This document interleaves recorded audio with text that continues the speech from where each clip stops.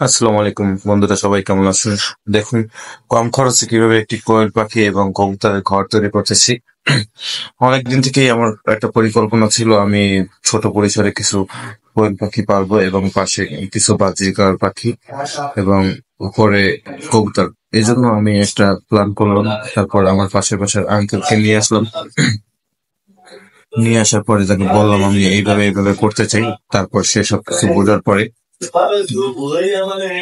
দেখুন, মোটামুটি একটা স্ট্রাকচার তৈরি করছে। এটা খুবই কম খরচে তৈরি করছে এবং আমার বাসায় কিছু কাঠ ছিল, এবং আমি অল্প কিছু কাঠ শুধু বাজার থেকে কিনে আনছি। টোটাল আমার 1,000 টাকার মতন কাঠ খরচ হয়েছে। আর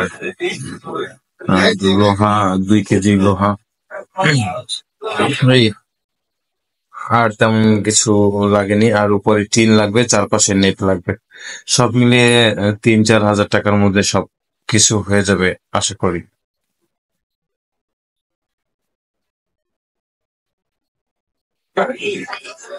এখন আপাতত আমরা চেষ্টা করতেছি যে কিভাবে এই পাখিগুলোকে আটকানো যায়।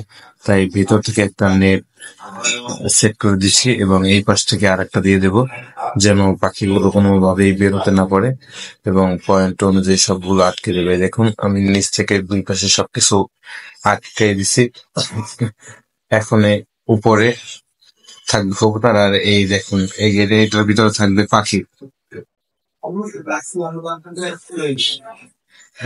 দেখেন, আপনাদেরকে এই পাশ থেকে ঘুরিয়ে দেখাচ্ছি ভিতরে কেমন হবে। এটার মধ্যে থাকবে বাজরিকার পাখি, আর এই পাশে থাকবে কোয়েল। হ্যাঁ, এই পাশে কোয়েল থাকবে। এখান থেকে দরজা করব।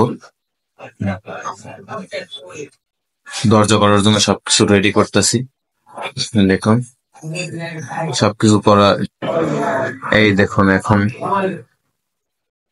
উপরে সবকিছু কমপ্লিট। তারপরে আমি এখানে 3 জোড়া কবুতর উঠেছে। ফার্স্টলি এই যেটা দেখছেন, এটার নাম হচ্ছে যে চিলা।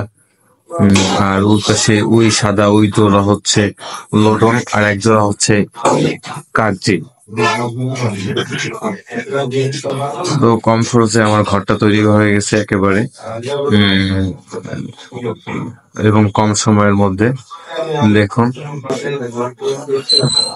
আমি অত বড় পরিসরে করতে চাই না। এখানে হচ্ছে পাখি। দেখুন, পাখির জন্য যে জায়গাটা বানাইছিলাম, পাখিগুলা বেশ ভালোই আছে, স্বাচ্ছন্দ্য। ভেতরে খুবই মনে করেন যে সবসময় ঘোরাফেরা করে এবং জায়গাগুলো অনেক বড় ওদের জন্য মোটামুটি। আগে তো খাঁচার মধ্যে থাকতো, খুবই কম জায়গা ছিল, এখন একটু জায়গাটা বড় হয়েছে। হম এই দেখুন, এই পাশে কোয়েল। আমি কিছু কোয়েল পাখি আনছি, 13-14টা এরকমের। ঠিক আছে,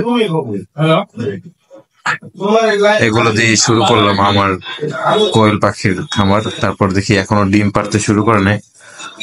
ডিম পারলে আপনাদেরকে আপডেট জানাবো।